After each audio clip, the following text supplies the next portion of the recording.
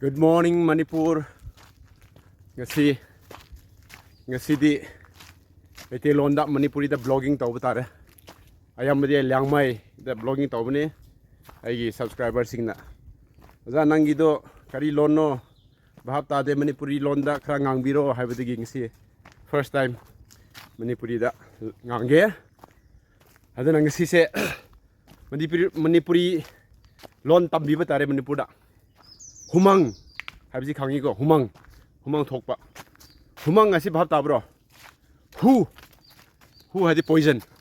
manghanba poison si hakchangdigi thohanba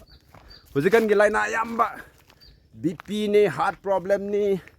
diabetes ne krikra ne kidney ne nari ba pam namakse poison ne khoi hakchangimda poison thokpa ngamdabagi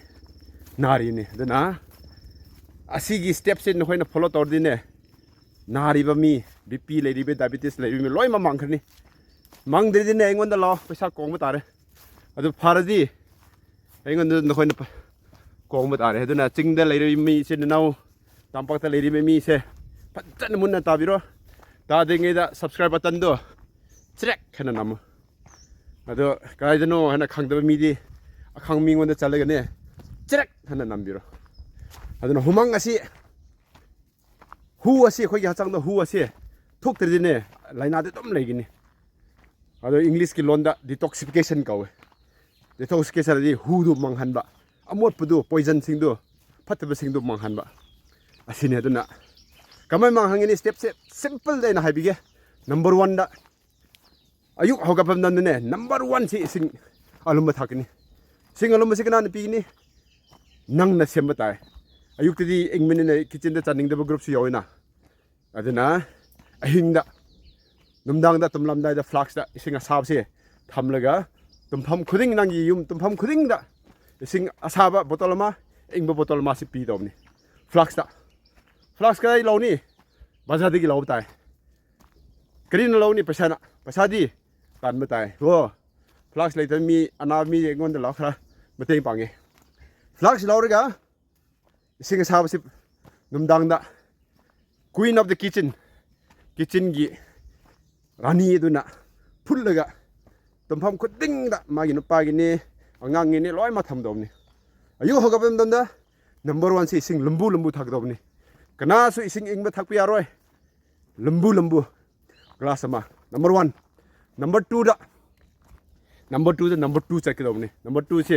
khangi ko download tawba amot pasing loi ma download taw domni download tawdriga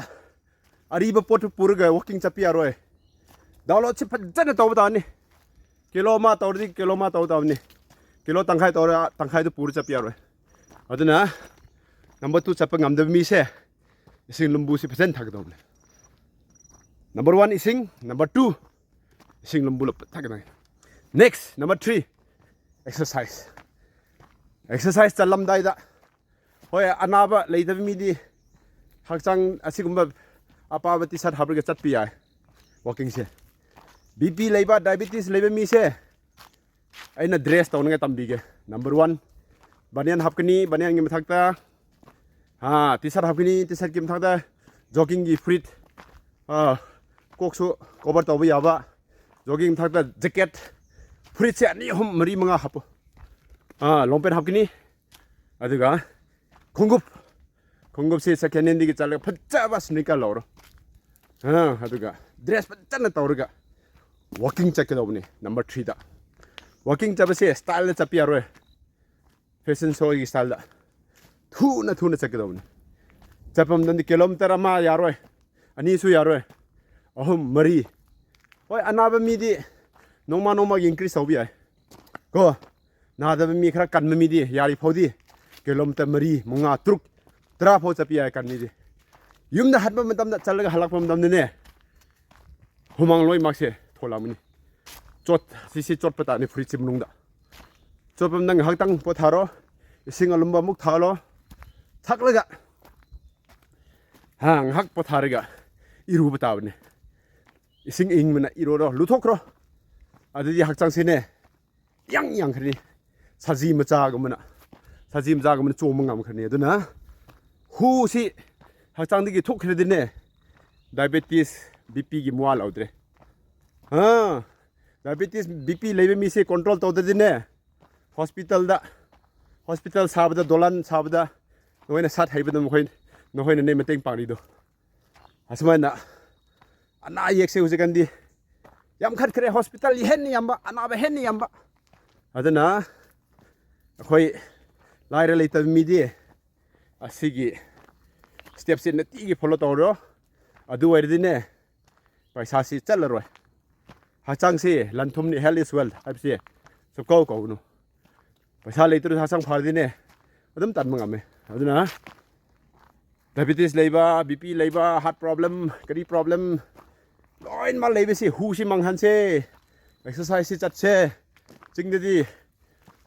new year christmas lakadore sa chab gi season hu hakte ne do chari do hachang da chaselga thopang am da ba inoi ba puksi chawthok pa khwangse